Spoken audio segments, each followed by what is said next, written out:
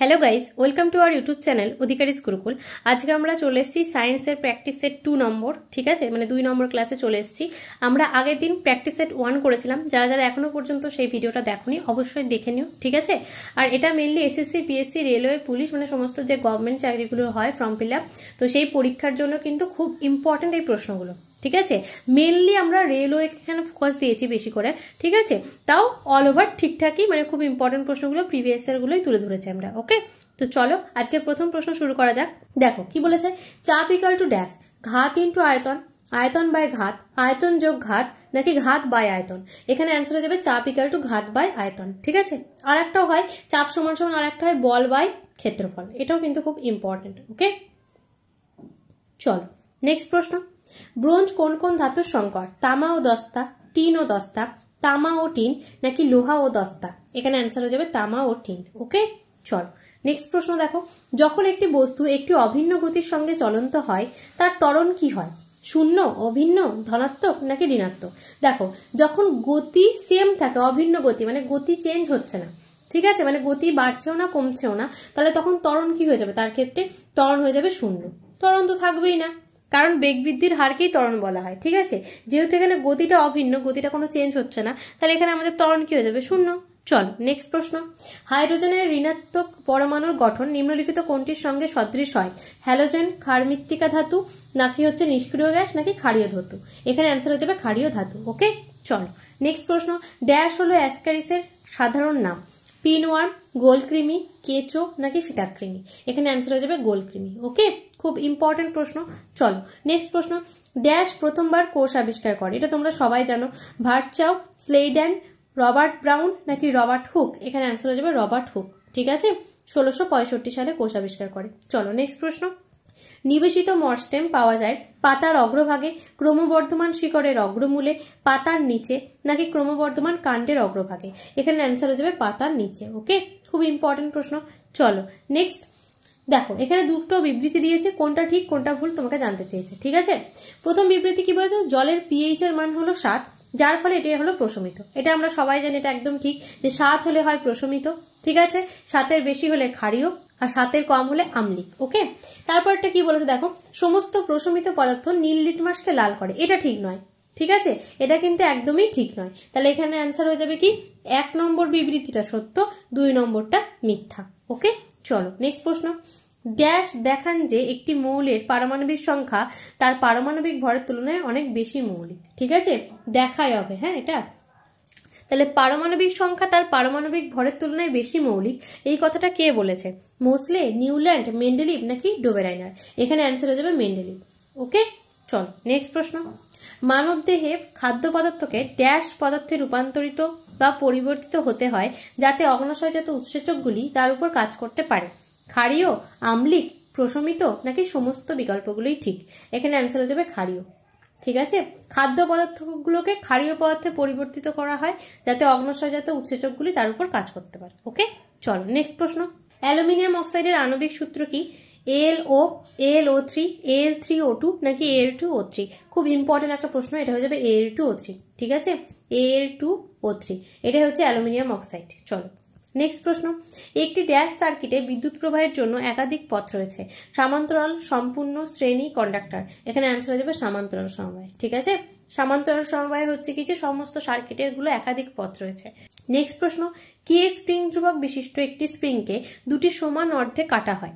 প্রতিটি অর্ধেকে স্প্রিং ধ্রুবকের এখন কত হবে? K/2, 2K, নাকি 4K। এখানে অ্যান্সার হয়ে যাবে 2K, ঠিক আছে, দ্বিগুণ হয়। চলো নেক্সট প্রশ্ন, স্পাইরোগাইরা জনন করে ড্যাশের মাধ্যমে?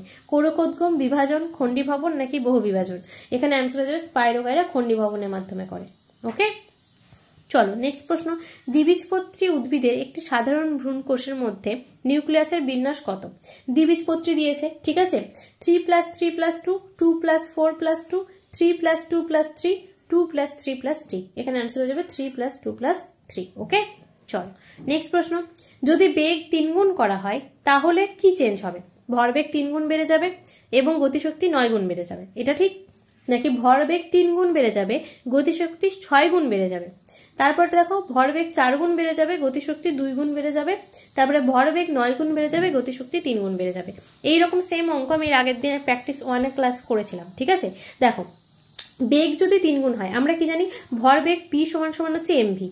তার মানে কি এখানে ভরবেগের সাথে বেগ হচ্ছে সমানুপাতিক, তাই তো। তাহলে এখানে বেগ যদি 3 গুণ হয় তাহলে ভরবেগ কত হবে, এটাও 3 গুণ হবে। তাহলে এটা এই অপশনটা হতে পারে আর এই অপশনটাও হতে পারে, তাই তো। এবার গতিশক্তিটা দেখবো। গতিশক্তি কি হয়, গতিশক্তি হয় হাফ mv স্কয়ার, ঠিক আছে। তাহলে গতিশক্তি যদি হাফ mv স্কয়ার হয়, এটা ধরো গতিশক্তি, তাহলে দেখো ভি স্কয়ার হচ্ছে, তাহলে দেখো এইখানে ভি স্কয়ার যেটা আছে, ঠিক আছে, তার মানে ভি স্কয়ারের সাথে এই গতিশক্তিটা কি সমানুপাতিক। তাহলে এখানে ভি স্কয়ার আছে, তাহলে এখানে ভি কত বলেছে 3 গুণ, ঠিক আছে। তাহলে গতিশক্তির কি হবে 3 এর স্কয়ার মানে 9 গুণ হবে। তাহলে অ্যান্সার হয়ে যাবে প্রথমটা, ঠিক আছে। তাহলে ভরবেগ 3 গুণ বাড়বে আর গতিশক্তি 9 গুণ বাড়বে, ঠিক আছে।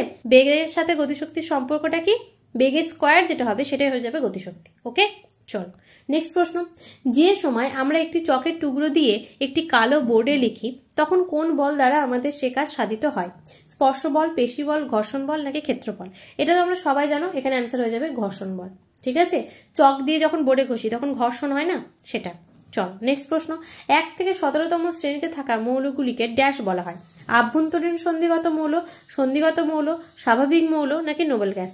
এখানে অ্যান্সার হয়ে যাবে স্বাভাবিক মৌল। ওকে, আর 17 নম্বর যে গ্রুপটা আছে সেটাকে কি বলা হয়, হ্যালোজেন মৌলের গ্রুপ। চলো নেক্সট প্রশ্ন। একই ভরের দুটি বল ভিন্ন ভিন্ন বেগে গতিশীল, কোন বলটিকে থামাতে বৃহত্তর বল বা জোরের বল প্রয়োগ করতে হবে। যে বলটি কম বেগে গতিশীল সেটিকে থামাতে অধিক বলের প্রয়োজন হবে, নাকি বলগুলি নিজের থেকেই একই সময় থেমে যাবে, নাকি যে বলটি বেশি বেগে গতিশীল সেটিকে থামাতে অধিক বলের প্রয়োজন হবে, নাকি যেহেতু উভয়েরই একই ভর আছে তাদের থামাতে সমান বল প্রয়োজন হবে। দেখো মেনলি হচ্ছে আমি কি বললাম, ভর বেগ হচ্ছে ভর ইন্টু বেগ, ঠিক আছে। এবার ধরো একটা সাইকেল একটা বাস, তাহলে সাইকেলের থেকে নিশ্চয়ই বাসটা বেশি জোরে চলবে। এবার বাসটাকে থামাতে আমার বেশি কাজ লাগবে নাকি সাইকেলটাকে থামাতে আমার বেশি কাজ লাগবে। আবার সেম ভাবে তুমি ধরো যে একটা সাইকেল, দুটোই সাইকেল ধরো, একজন খুব আস্তে আস্তে চালাচ্ছে একজন খুব জোরে চালাচ্ছে, ঠিক আছে। তাহলে কারটা থামাতে আমাকে বেশি বল প্রয়োগ করতে হবে, যে জোরে চালাচ্ছে। তাহলে অ্যান্সার হয়ে যাবে এইটা, যে বলটি বেশি বেগে গতিশীল সেটাকে আমাকে থামাতে গেলে অধিক বলের দরকার হবে, ঠিক আছে। চলো নেক্সট প্রশ্ন। নিচের কোন ভৌতরাশি জুটির একক একই হয়, কার্য এবং ক্ষমতা, কার্য এবং বল, বল এবং ক্ষমতা, বল আর এবং ওজন। এখানে অ্যান্সার হয়ে যাবে বল এবং ওজন, ঠিক আছে। এই ভৌতরাশি দুটি জুটির একক একই। চলো নেক্সট। প্রদত্ত বিকল্পগুলি থেকে সেই পদটি নির্বাচন করুন যেটি তৃতীয় শব্দটির সঙ্গে ঠিক তেমনভাবেই সম্পর্কিত। আচ্ছা, বাড়ির সাথে ইট যেভাবে সম্পর্কিত পাতার সাথে কিভাবে সম্পর্কিত হবে, এর মধ্যে কোনটা হবে, ক্লোরোফিল, কোষ, কাণ্ড নাকি ফুল। দেখো বাড়ি ইট দিয়ে তৈরি হয় আর পাতা কি দিয়ে তৈরি হয়, কোষ। এখানে কোষ অ্যান্সার হয়ে যাবে। ওকে, নেক্সট প্রশ্ন। চাঁদে একটি বস্তুর ওজন পৃথিবী তার ওজনের ড্যাশ ভাগ হবে, 1/4, 1/5, 1/6, 1/7। এটা তোমরা সবাই জানো, ছোটবেলা থেকে পড়ছো। 1/6 ভাগ, ঠিক আছে।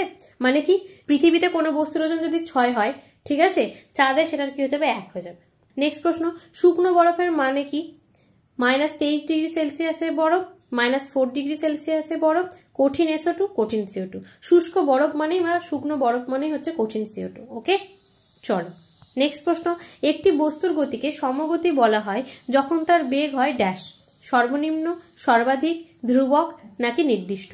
দেখো বস্তুর গতিকে সমগতি বলছে, সমগতি মানে কি, মানে তার মানে গতিটা সেম থাকবে, তার গতিটা কোনো চেঞ্জ হবে না, তার মানে তার বেগটা কি হবে, ধ্রুবক হবে, চেঞ্জ হবে না।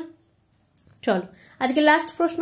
নিম্নলিখিতগুলির মধ্যে কোনটি কার্বন যৌগগুলির কার্যকরী মূলক নয়, carbonic acid, carboxylic acid, alcohol নাকি অ্যান্ডিহাইড।